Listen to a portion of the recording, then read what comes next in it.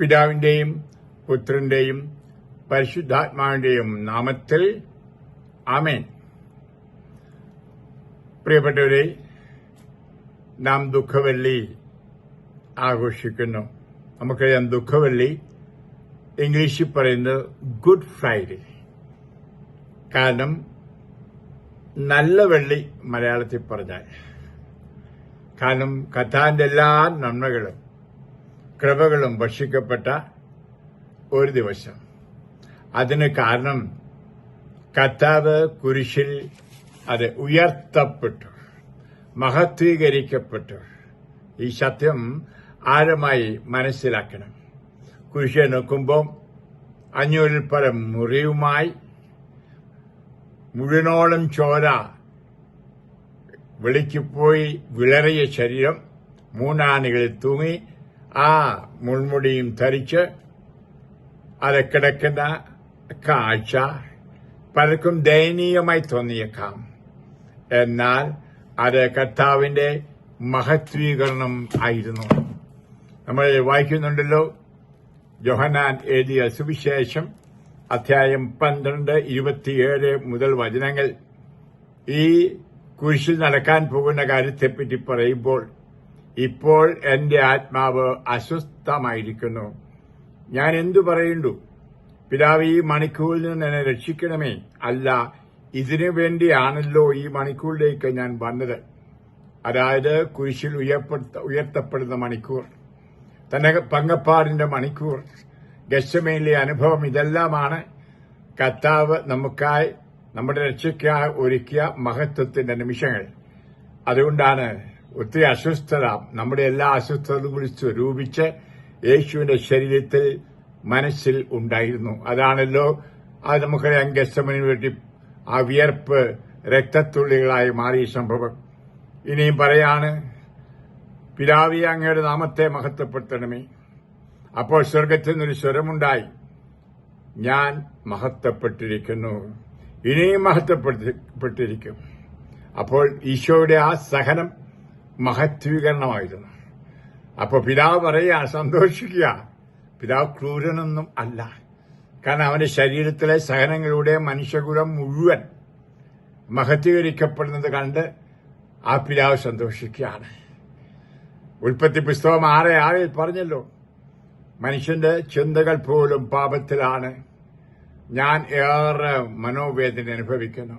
ആ പിതാവ് തന്റെ ഏകമകൻ ആ പാപം എല്ലാം എടുത്ത് പാപമായി മാറി, അതെല്ലാം എടുത്ത് അതിന് പരിഹാരം അന്വേഷിക്കുന്ന ആ നിമിഷമോർത്ത് പിതാവ് സന്തോഷിക്കുകയാണ്. എന്നിട്ട് പറയുന്നു, അത് ഞാൻ മഹത്വീകരിക്കപ്പെട്ടിരിക്കുന്നു.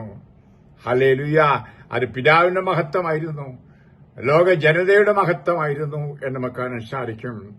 ഇപ്പോഴാണ് ഈ ലോകത്തിന്റെ ന്യായവിധി. ഈ ലോകത്തിന്റെ അധികാരി പുറന്തള്ളപ്പെട്ടു. ആരാണ് ഈ അധികാരി? പിശാച്.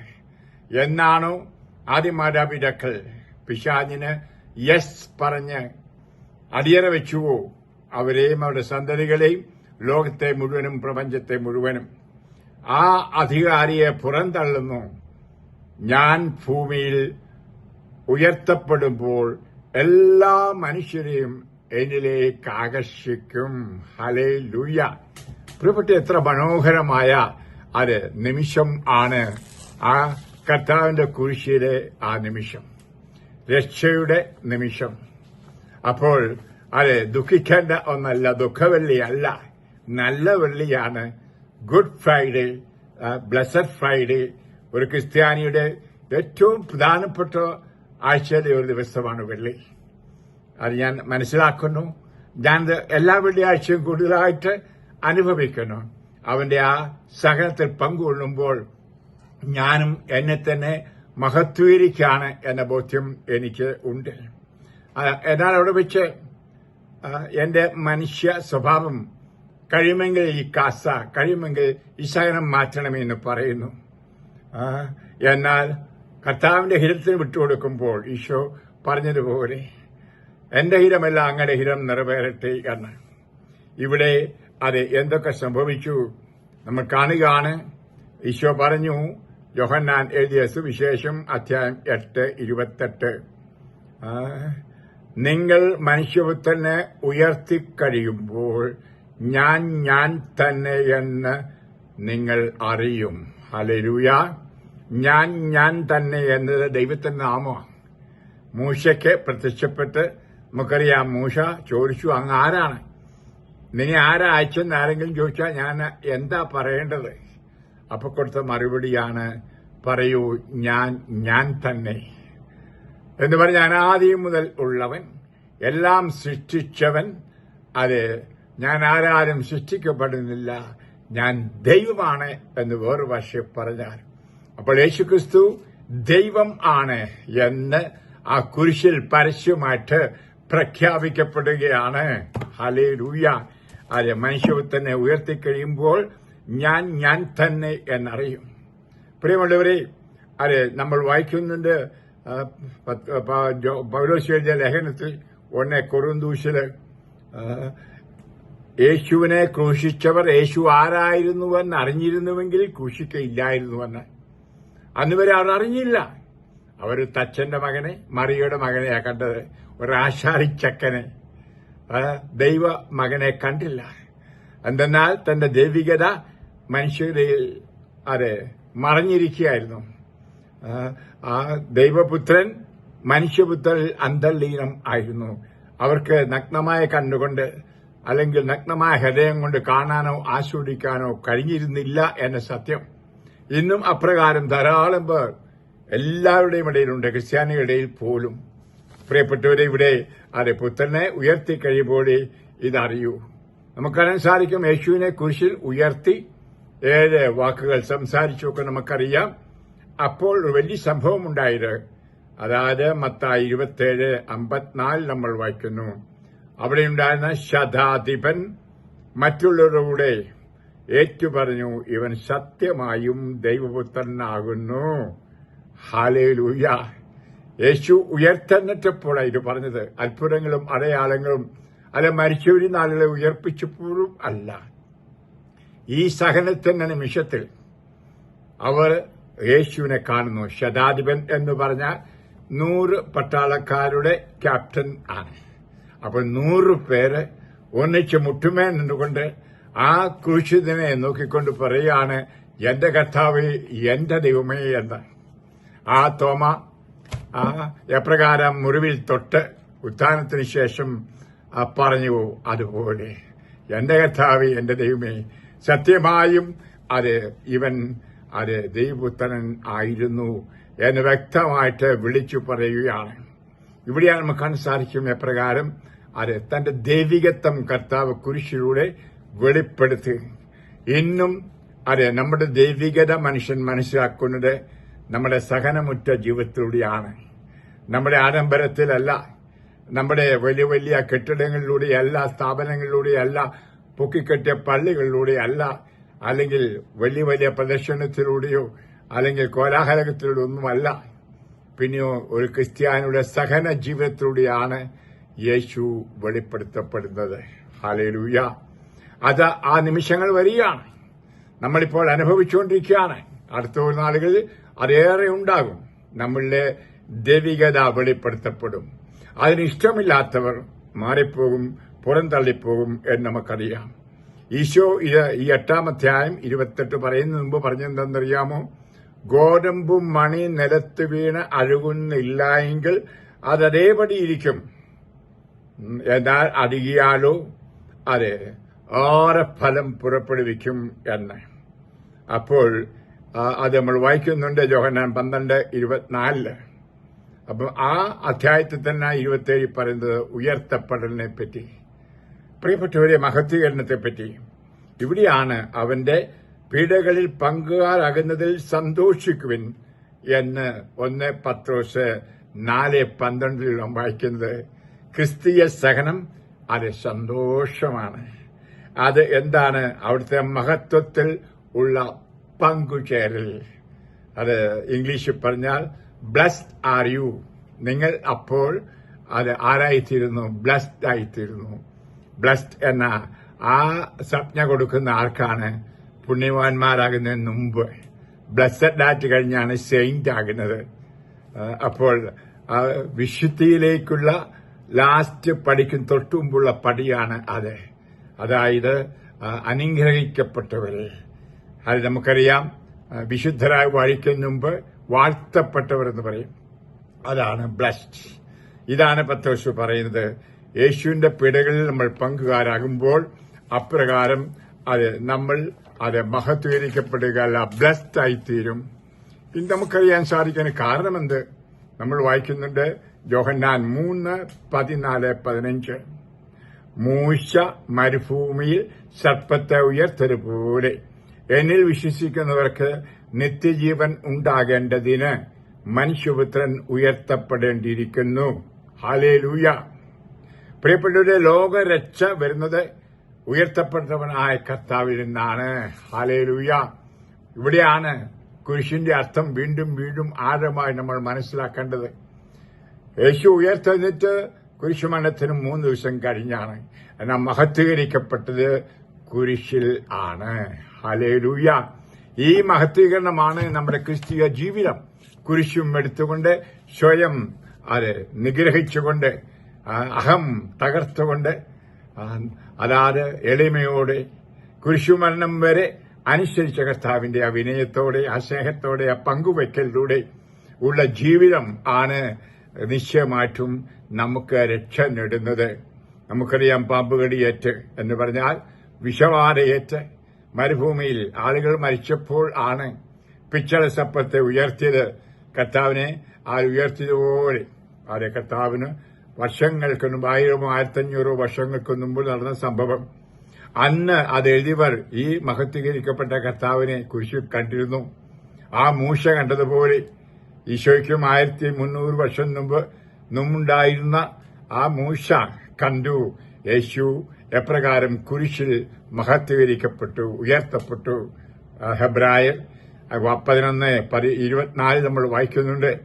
അത് കണ്ടുകൊണ്ടാണ് ഈ രക്ഷയിലേക്ക് ധാരാളം പേരെ നയിക്കുവാനായിട്ട് അടിമത്തത്തിൽ കഴിഞ്ഞ ഇസ്രായേൽക്കാരുടെ ഇടയിലേക്ക് പോകാൻ തീരുമാനിക്കുന്നു. ഒരു യോദ്ധാവായിട്ട്, ഒരു ന്യായാധിപനായിട്ട് അല്ല, ഒരു രക്ഷകൻ ആയിട്ട്. മൂശ അവരുടെ രക്ഷകൻ ആയിരുന്നു. പ്രിയപ്പെട്ടവരെ, ഞാൻ കാരണം ഇന്നും ധാരാളം പേർ ആ കുരിശിലെ രക്ഷകനെ കണ്ടുകൊണ്ട് സഹനങ്ങൾ ഏറ്റെടുത്തുകൊണ്ട് ഈശോയുടെ പിന്നാലെ പോയി അനേകാര്യങ്ങളെ യേശുവിലേക്ക് ആകർഷിക്കുന്നതും അനേകർക്ക് ഉണ്ടായ ആ പാമ്പിന്റെ ദംശനം, അതായത് വിഷബാധ എന്ന് പറഞ്ഞ പാപം ചെയ്യുന്നവൻ മരിക്കുന്നു, മരണമാതിന്റെ ശമ്പളം എന്ന് പറഞ്ഞാൽ പാപം ഒരു വിഷമാണ്. ഇത് നീക്കാനായിട്ട് അവൻ ഉയർത്തപ്പെടുന്നു. പ്രിയപ്പെട്ടവരെ, ഇതാണ് സുവിശേഷീകരണം. ഇതാണ് മനസ്സാന്തരം, മനസ്സിന്റെ അന്തരം. മാറ്റം അല്ല, മതം അന്തരിപ്പിക്കുക അല്ല, പിന്നെയോ മനസ്സിനെ യോഗ്യമുള്ള മനസ്സിനെ യേശുവിൻ്റെതായ മനമാക്കി മാറ്റുക. മനപരിവർത്തനം, മതപരിവർത്തനം അല്ല. പ്രിയപ്പെട്ടവരെ, ഇടുങ്ങിയ വഴിയിലൂടെയുള്ള യാത്ര, ഈ കുരിശുമരത്തിലുള്ള യാത്രയാണ് നമ്മൾ ഇന്ന് ദുഃഖവെള്ളി പ്രത്യേകിച്ച് ആ കുരിശിലേക്ക് നോക്കുമ്പോൾ ധ്യാനിക്കേണ്ടത്. അവിടെ നോക്കി കരയല്ല വേണ്ടത്. കരയാം, സന്തോഷത്തിന്റെ കണ്ണുനീർ. ഇങ്ങനെ ഉയർത്തപ്പെട്ടതുകൊണ്ടാണല്ലോ കർത്താവേ അങ്ങയുടെ പാപങ്ങൾ ക്ഷമിക്കപ്പെടാനും അങ്ങയോടുകൂടി ഉയർത്തെഴുന്നേറ്റ് ഒരു ജീവിതം കഴിക്കാൻ എനിക്ക് സാധിക്കുന്നത്. അങ്ങനെ ഉയർത്തപ്പെട്ടില്ലായിരുന്നെങ്കിൽ ഇന്നൊരു വൈദികന്റെ അടുക്കൽ ഞാൻ പാപം ഏറ്റുപറയുമ്പോൾ എന്റെ പാപത്തിന് മോചനം കിട്ടില്ലായിരുന്നു. അങ്ങ് ആ സാധ്യത അങ്ങ് തെരഞ്ഞെടുത്ത വൈദികർക്ക് അങ്ങ് നൽകി. ഞാൻ ഈസിയായിട്ട് ചെയ്ത പാപം, വളരെ ബഹിർത്തായി ചെയ്ത പാപങ്ങൾ നിസ്സാരമായ വൈദികന്റെ യേശുവിന്റെ തന്നെയുള്ള വചനം ഉച്ചരിക്കുമ്പോൾ പാപങ്ങൾ ക്ഷമിക്കപ്പെടുന്നു. ആ തളർവാദ രോഗിയോട് പറഞ്ഞ പോലെ നിന്റെ പാപങ്ങൾ ക്ഷമിച്ചിരിക്കുന്നു എന്ന് പറയുമ്പോൾ, തിരുശിവയുടെ നാമത്തിൽ പറയുമ്പോൾ, യേശു കുരിശിൽ നേടിയെടുത്ത ആ ക്ഷമയുടെ സ്നേഹം എന്നിലേക്ക് ഒഴുകുന്നു. ആ ശാരീരികമായി തളർന്നവന്റെ തളർച്ചയ്ക്ക് കാരണം ആന്തരിക തളർച്ചയായിരുന്നു. ഞാൻ പല വീഡിയോകളിൽ പറഞ്ഞിട്ടുണ്ടായല്ലോ, ശാരീരിക രോഗങ്ങൾക്ക് പലപ്പോഴും കാരണം അന്തരാത്മാവിലെ ക്യാൻസർ, ആ ഉള്ളിലെ ട്യൂമർ, ഉള്ളിലെ തളർച്ച ഒക്കെ ആയിരിക്കാമെന്ന്. പ്രിയപ്പെട്ടവർ, ഇത് സത്യം ആണ്, സത്യം ആണ്. നമുക്ക് ഈശോയോട് പ്രാർത്ഥിക്കണം. അത് എങ്ങനെ? ക്രൂശിതനായ ഈശോയെ സ്തോത്രമെന്ന്. ഈശോയെ നോക്കി കരഞ്ഞത് നമ്മുടെ പാപത്തെ ഓർത്തല്ല, പിന്നെ പാപം ക്ഷമിക്കുന്നത് ഓർത്തുകൊണ്ട്. ഹല്ലേലൂയ. അവിടെയാണ് എനിക്ക് കരുണ കിട്ടിയത്. അവൻ ഉയർത്തപ്പെട്ടില്ലായിരുന്നുവെങ്കിൽ എനിക്ക് രക്ഷ ഉണ്ടാകുമായിരുന്നില്ല. അതുകൊണ്ടാണ് നമ്മൾ വായിക്കുന്നു യോഹന്നാൻ 12:32, ഞാൻ ഭൂമിയിൽ ഉയർത്തപ്പെടുമ്പോൾ എല്ലാ മനുഷ്യരെയും എന്നിലേക്ക് ആകർഷിക്കും. ഹല്ലേലൂയ.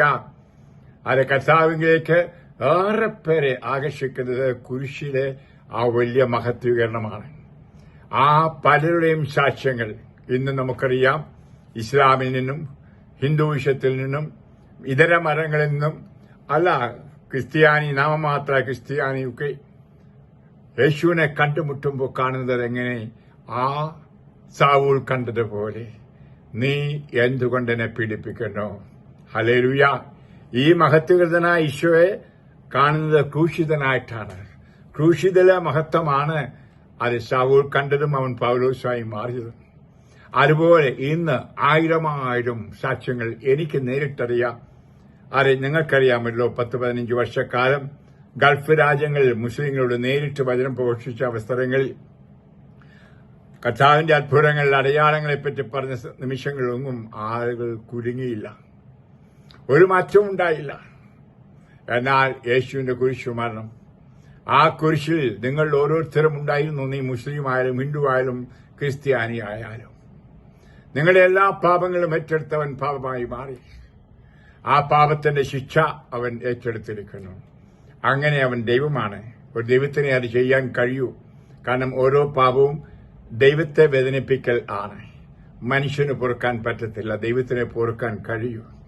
അതുകൊണ്ടാണല്ലോ പാപത്തിന് മോചനം കൊടുത്തപ്പോൾ അത് ഫരീസിയർ പറഞ്ഞത്, ഇവൻ ആരാണ് മോചനം കൊടുക്കാൻ? ദൈവത്തിന് മാത്രമല്ലേ ക്ഷമിക്കാൻ കഴിയൂ? കാരണം ഓരോ പാപവും ദൈവത്തിനെതിരായ അത് അനുസരണക്കേടാണ്, അവിടുത്തെ കുത്തി വേദനിപ്പിക്കുന്നതാണ്. അവിടുന്നാണ് ക്ഷമിക്കേണ്ടത്. എന്നാൽ സന്തോഷിക്കേണ്ടത് എന്താണ്? ഈ ക്ഷമ നമുക്കിന്നൊരു വൈദികന്റെ പ്രാർത്ഥനയിലൂടെ, ഒരാശീർവാദത്തിലൂടെ വളരെ ഈസിയായിട്ട് ഗുളിക പ്രമാണം കിട്ടുന്നു. ഹല്ലേലൂയ. ഇതിനാണ് ദൈവത്തെ സന്തോഷിക്കേണ്ടതും ആനന്ദിക്കേണ്ടതും.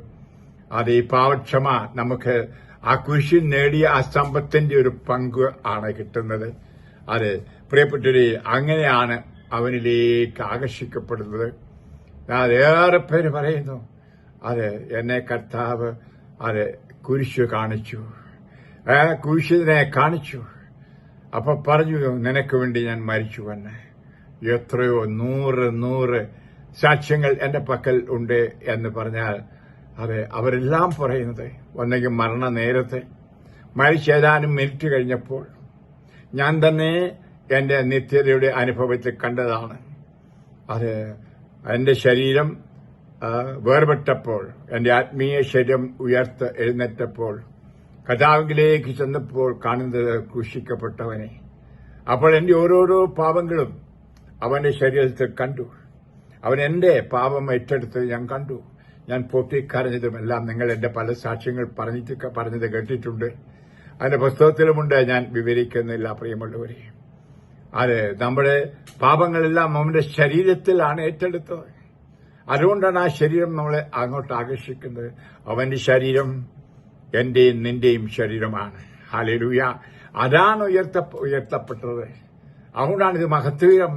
കുരിശുമരണം, ദുഃഖവെള്ളി, മഹത്വത്തിന്റെ ദിനം ആണ്. ഹല്ലേലൂയ പറയുന്ന ദിവസമാണ്. അല്ലാതെ ഇത് കഴിഞ്ഞ് മ്ലാനമുഖത്തോടെ ശനിയാഴ്ചയും കഴിഞ്ഞ് ദുഃഖ ശനിയാഴ്ച എന്നും പറഞ്ഞ് പിന്നെ അന്ന് വൈകിട്ട് അതെ ഉയർത്തു എന്ന് പറഞ്ഞ് ആഹ്ലാദിച്ച ഹല്ലേലൂയ അല്ല. നമ്മൾ ഒരു ഹല്ലേലൂയ ജനമാണ്. ഹല്ലേലൂയ. യേശുവിലായിരിക്കുന്നിടത്തോളം കാലം നമ്മൾ ഒരു ഹല്ലേലൂയ ജനമാണ്. എന്ന് പറഞ്ഞാൽ കർത്താവിന് സ്തുതി സ്തോത്രങ്ങൾ അർപ്പിക്കുന്നു. പ്രിയപ്പെട്ടവരെ, അതെ, നാമും നമ്മുടെ ജീവിതത്തിൽ ഇങ്ങനെ കുരിശുമെടുത്ത് എളിമപ്പെട്ട് ഇടുങ്ങിയ വഴിയിലൂടെ യാത്ര ചെയ്യുമ്പോഴാണ് യേശുവിനെ അറിയാത്തവർ യേശുവിനെ അറിയുന്നത്. ഞാൻ വീണ്ടും പറയുന്നു, നമ്മുടെ കുബേരത്വത്തിലൂടെയോ ആഡംബരത്തിലൂടെയോ പുറമേയുള്ള ഷോയിലൂടെയല്ല നമ്മൾ ക്രിസ്ത്യാനികൾ ആണ് എന്ന് ലോകം അറിയുന്നത്. അതെ, നമുക്ക് കാണാൻ സാധിക്കും.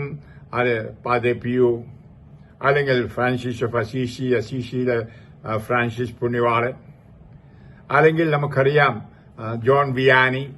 എളിമയുടെ ജീവിതം, ശാന്തയുടെ ജീവിതം, സഹനത്തിന്റെ ജീവിതം. ഇത് കണ്ടപ്പോഴാണ് അവരിലൂടെ യേശുവിന്റെ മഹത്വം കണ്ടത്. എന്തിന്?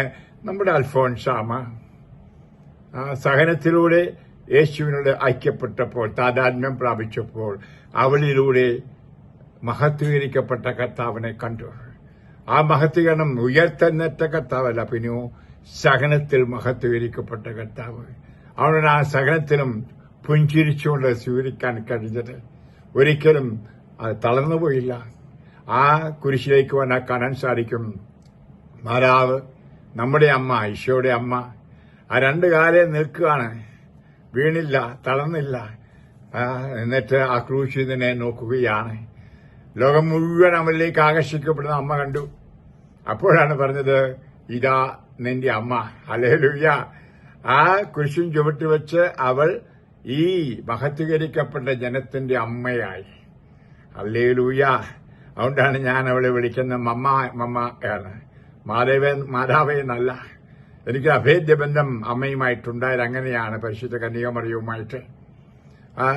പ്രിയമുള്ള, അതാണ് യോഹന്നാനും അവിടെ ദർശിച്ചത്. ആ കുണ്ടം കൊണ്ട് കുത്തി തുറക്കപ്പെട്ട ഹൃദയം, രക്തവും ജലവും ഒലിക്കുന്നത്, ആ സാക്ഷ്യവും നൽകുന്നു. അത് നിശ്ചയമായിട്ടും ആ സമയത്ത് അവൻ മാറത്തലച്ച് കരഞ്ഞ് നിലത്ത് തലയിടിക്കേണ്ടവനായിരുന്നു. അതിനാൽ നോക്കി നിന്നു ആ കുരിശിൻ ചുവട്ടിൽ. അവനറിയാമായിരുന്നു സ്വർഗത്തിലേക്കുള്ള വഴിയാണ് ആ കുന്തത്തിലൂടെ തുറക്കപ്പെട്ടത്. ഇന്ന് നീ എന്നോടുകൂടി പറുദീസായുണ്ടായിരിക്കുമെന്ന് ആ സമയത്തല്ലേ നല്ല കള്ളനോട് പറയുണ്ടായത്. ആ കർത്താവിന്റെ കുരിശിലെ മരണമാണ് നിശ്ചയമായിട്ടും നമ്മൾ ഓരോരുത്തരെയും സ്വർഗത്തിലേക്ക് ആനയിച്ചത്, നയിച്ചത് എന്ന വലിയ സത്യമാണ്. അവന് പെരുങ്കള്ളനായിരുന്നു, എങ്കിലും കർത്താവിലേക്ക് തിരിഞ്ഞു. ഇവിടെ ഓർക്കണം, പെരുങ്കള്ളനും സ്വർഗത്തിൽ പോകും. അത് നമ്മൾ പാപിയെന്ന് മുദ്രകടിക്കുന്ന എല്ലാവരും പോകും. ഒരു കാര്യം മാത്രം, അവനെ നോക്കുക. നമുക്ക് കാണാൻ സാധിക്കും, നല്ല കള്ളൻ അവനെ നോക്കിക്കൊണ്ടാ പറഞ്ഞത് മറ്റവനോട്. നമ്മൾ നമ്മുടെ പാപത്തിന്റെ ഭാരം വഹിക്കുന്നു, നമ്മുടെ ഭാരമാണ് ഇവൻ വഹിക്കുന്നു. ആ വേറൊരർത്ഥത്തിൽ പറഞ്ഞാൽ, എന്നാൽ അവൻ നിഷ്കളങ്കൻ, പാപമില്ലാത്തവൻ. കർത്താവ് കേട്ടു, അവന്റെ മനസ്സ് കണ്ടു. അവന്റെ അനുതാപം അതായിരുന്നു, യേശുവിലേക്ക് തിരിയുക, മാനസാന്തരപ്പെടുക. ആ പൊടുന്നനവേ പറഞ്ഞു, നീ ഇന്ന് പറുദീസായുണ്ടായിരിക്കും. നീ കാണുന്ന എന്റെ ചങ്കിലൂടെ അതാണ് വഴി, നീ വരും സ്വർഗത്തിൽ എന്ന്. മറ്റവൻ പറഞ്ഞു, അത് മറ്റുള്ളവരെ രക്ഷിച്ച ഇവൻ എന്തുകൊണ്ടാ നമ്മളെയും രക്ഷിക്കാത്തതെന്ന് പുലമ്പി തല അങ്ങോട്ട് തിരിച്ചു. യേശുവിനെ നോക്കിയില്ല. ക്രൂശിതനെ നോക്കുന്നവരാണ് അത് രക്ഷ പ്രാപിക്കുന്നത്. കഴിഞ്ഞ ദിവസം ഞാൻ വേറൊരു വീഡിയോയിൽ പറയുണ്ടായി, ക്രൂശിതനെ തിരസ്കരിക്കുന്നവന് സ്വർഗരാജ്യം തുറക്കപ്പെടുകയില്ല. കാരണം ആ കുരിശില് ആ പൊട്ടിയ ആ ഹൃദയം, അതാണ് വഴി, അതാണ് ജീവൻ, അതാണ് സത്യം. അതെ, വഴിയും സത്യവും ജീവനും ഞാനാകുന്നു, എന്നിലൂടെ അല്ലാതെ ആരും എന്റെ പിതാവിന്റെ പക്കൽ വരുന്നില്ല. യോഹന്നാൻ 14:6 നിങ്ങൾക്ക് മനഃപ്പാഠം അറിയാവുന്നതാണ്. പ്രിയമുള്ളവരെ, ഈ ദുഃഖവെള്ളിയാഴ്ചയുടെ അനുഗ്രഹങ്ങൾ ആശംസിക്കുന്നു, സന്തോഷം ആശംസിക്കുന്നു. പ്രിയപ്പെട്ടവരെ, സന്തോഷിക്കേണ്ട ദിവസം തന്നെ. ലോകം രക്ഷിക്കപ്പെട്ടതിന്റെ അത് ദിനമാണ്. ഓരോ വെള്ളിയാഴ്ചയും അതായിരിക്കട്ടെ. ഞാൻ പറയുന്നത് അന്ന് ഉപവസിക്കണ്ടെന്നോ പ്രാർത്ഥിക്കണ്ടെന്നോ ഒന്നുമല്ല, അതൊക്കെ ചെയ്തു. പക്ഷെ അതെല്ലാം നമ്മുടെ സന്തോഷം വർദ്ധിപ്പിക്കുവാൻ. എന്തുകൊണ്ട്? ആ കുരിശിലൂടെ ആ ഹൃദയത്തിലൂടെ ഞാൻ രക്ഷിക്കപ്പെട്ടു, എന്റെ കുടുംബത്തിലുള്ളവർ രക്ഷിക്കപ്പെട്ടു, ലോകം മുഴുവൻ രക്ഷിക്കപ്പെട്ടു. എന്നാൽ പാപത്തിന്റെ ഭാരം മുഴുവൻ ഏറ്റെടുത്തവൻ. യേശുവെ സ്തുതി, യേശുവെ നന്ദി എന്ന് പറയുവാൻ ഇടയാകട്ടെ. ഒരു നിമിഷം ശാന്തമായി കണ്ണുകൾ അടയ്ക്കൂ. ഞാൻ പ്രാർത്ഥിക്കാം. കർത്താവേ, ദുഃഖവെള്ളിയാഴ്ച ഞാനിവരോരോരുത്തരെയും തിരുസമക്ഷം സമർപ്പിക്കണം. കർത്താവേ, ആ കുരിശിന്റെ ശക്തി ഇവർക്ക് കൊടുക്കൂ. ഇന്ന് ഞെരുക്കങ്ങളുടെ കാലഘട്ടമാണ്. കുരിശും എടുത്തുകൊണ്ട് വരൂ എന്നങ്ങ് പറഞ്ഞെങ്കിലും കുരിശെടുക്കാൻ ശക്തി വേണം. അങ്ങേ ശക്തിപ്പെടുത്തുവാൻ മാലാഹ വന്നതുപോലെ, പരിശുദ്ധാത്മാവ് വന്നതുപോലെ കഥ ഇപ്പോൾ ഞാൻ ആരോടെല്ലാം ഈ വചനം പ്രസംഗിക്കുന്നു അവർക്കും എനിക്കും കുരിശെടുക്കാൻ ശക്തി വേണം, കൃപ വേണം, തരണമേ. എങ്കിൽ മാത്രമേ ഞങ്ങളും അവിടുത്തോടുകൂടി മഹത്വീകരിക്കപ്പെടൂ. എങ്കിൽ മാത്രമേ അതിൽ ഞങ്ങൾ സന്തോഷിക്കൂ. അപ്രതീക്ഷിതമായതല്ല ഈ സഹനങ്ങൾ, അങ്ങ് മുൻകൂട്ടി കണ്ടതാണ്. ഞങ്ങളുടെ സഹനങ്ങൾ സ്വരൂപിച്ചു കൂട്ടി എടുത്താണ് അങ്ങ് കുരിശിൽ ഉയർത്തപ്പെട്ടത്, ഞങ്ങളെ രക്ഷിക്കുവാൻ, ഇവരെ രക്ഷിക്കുവാൻ. ഈശോ ആ രക്ഷ ഇവർക്ക് അനുഭവവേദ്യമാക്കി കൊടുക്കൂ. കഥാ ഇവരും അവിടുത്തോട് മരിക്കട്ടെ, പാപത്തോട് മരിക്കട്ടെ, പാപത്തോട് സംസ്കരിക്കപ്പെടട്ടെ. അതാണല്ലോ അവരുടെ മാമോദീസ, അതാണല്ലോ അവരുടെ സഭയിലെ ജീവിതം. ആ കൃപ ഇവരിലെപ്പോഴും ഉണ്ടായിരിക്കട്ടെ. പാപത്തോട് നോ പറയുവാൻ ജെറമ്യാ 24 അങ്ങ് പറയുന്നത് പോലെ തിന്മയിൽ നിന്ന് നന്മയിൽ നിന്ന് പിന്തിരിയാതെ ഇരിക്കത്തക്ക വിധം എപ്പോഴും നന്മ മാത്രം ചെയ്യുവാൻ ഉള്ള ഒരു ആന്തരികത ഇവർക്ക് നൽകുമാറാകണമേ. ക്രൂശിതനെ ഇവരോരോരുത്തരെയും അങ്ങേ മഹത്വീകരിക്കപ്പെട്ട ഹൃദയത്തിലേക്ക് അർപ്പിക്കുന്നു. ആ തിരിച്ചോര ഇവരിലേക്ക് ഒഴുകട്ടെ. ഇവർ കഴുകി വിശുദ്ധീകരിക്കപ്പെട്ടവരാകട്ടെ. രോഗങ്ങളും പാപങ്ങളും പ്രശ്നങ്ങളും പ്രതിസന്ധികളും എല്ലാം മാറിപ്പോകട്ടെ. അത് കുരിശിൽ ഉയർത്തിപ്പെടുമ്പോൾ അത് ഈ ലോകത്തിന്റെ അധിപൻ ദൂരെ പോകും. അത് പൈശാചിക ശക്തികൾ പോകട്ടെ. ഇവർ സ്വതന്ത്രരാകട്ടെ. ഇപ്പോൾ സ്വതന്ത്ര ദൈവത്തിന്റെ മക്കളായി ഇവർ തീരട്ടെ. ആ പരിശുദ്ധാത്മാവ്, ആ ജീവജലം ഇവരിലേക്കൊഴുകട്ടെ. രൂപാന്തരപ്പെട്ട് ഇവർ പൂർണ്ണ ദൈവമക്കളായി തീരട്ടെ. നിത്യരക്ഷയുടെ ആഴം മനസ്സിലാക്കട്ടെ. എന്നെപ്പോലെ നിങ്ങളും വിശുദ്ധരായിരിക്കും എന്ന് പറഞ്ഞ കർത്താവേ, ഇവരെ വിശുദ്ധീകരിക്കൂ. സ്വർഗസ്ഥനായ പിതാവ് പരിപൂർണരായിരിക്കുന്ന പോലെ നിങ്ങളും പരിപൂർണർ ആയിരിക്കണമെന്ന് പറഞ്ഞ കർത്താവേ നൽകണമേ. നിങ്ങൾ ഓരോരുത്തരെയും ക്രൂശിന്റെ മുറിവുകളിൽ പ്രത്യേകിച്ച് ഹൃദയത്തിൽ അർപ്പിച്ച് നിങ്ങളുടെ കുടുംബത്തെയും കുടുംബത്തിലുള്ളവരെയും നിങ്ങളുടെ നാട്ടിലെയും നാട്ടിലുള്ളവരെയും സഭയിലുള്ള എല്ലാവരെയും ലോകത്തിലുള്ള എല്ലാവരെയും ഞാനിപ്പോൾ ആത്മന ആശീർവദിച്ച് അനുഗ്രഹിക്കുന്നു. പിതാവിന്റെയും പുത്രന്റെയും പരിശുദ്ധാത്മാവിന്റെയും നാമത്തിൽ ആമേൻ. Good Friday, happy good Friday. നല്ല ദുഃഖവെള്ളിയാഴ്ച, അനുഗ്രഹത്തിന്റെ ദുഃഖവെള്ളിയാഴ്ച. ആമേൻ. ഹല്ലേലൂയ.